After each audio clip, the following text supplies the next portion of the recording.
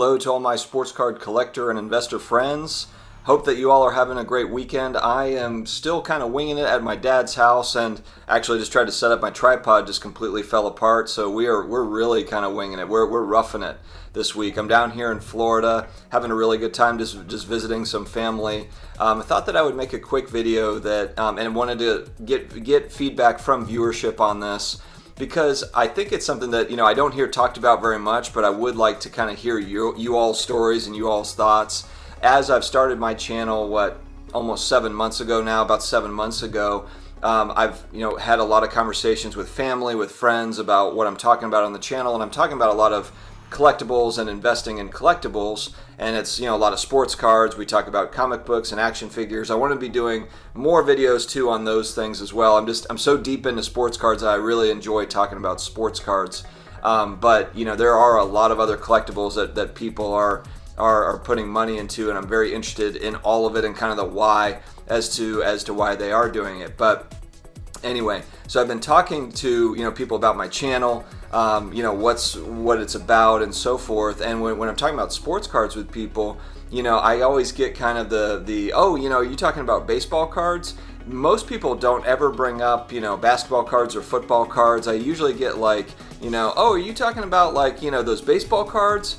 And it's interesting to me. I think that there is definitely one piece of the hobby that the mainstream is not aware of yet, or they're slowly becoming more and more aware of. It's what drew me in 3 years ago, coming back into the hobby. The one thing that was very different that I noticed that really changed the game for me, and it was third-party grading.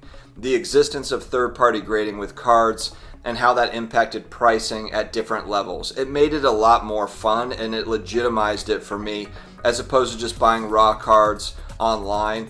Not to say that it wouldn't be cool to still collect and buy and sell cards that were all raw, but the graded element of cards really changes the game.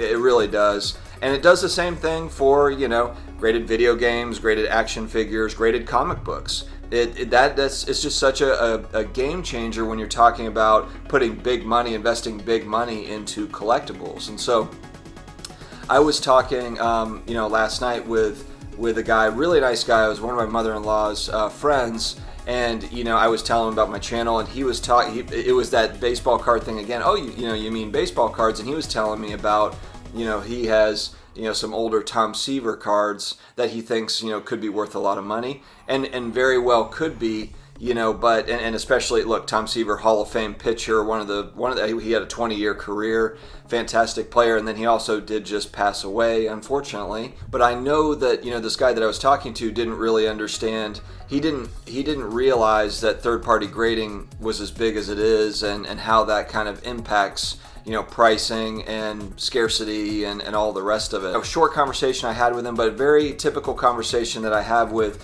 more mainstream folks that haven't gotten into the hobby or haven't gotten back into it yet. This goes for even people that collected 10, 15, 20 years ago.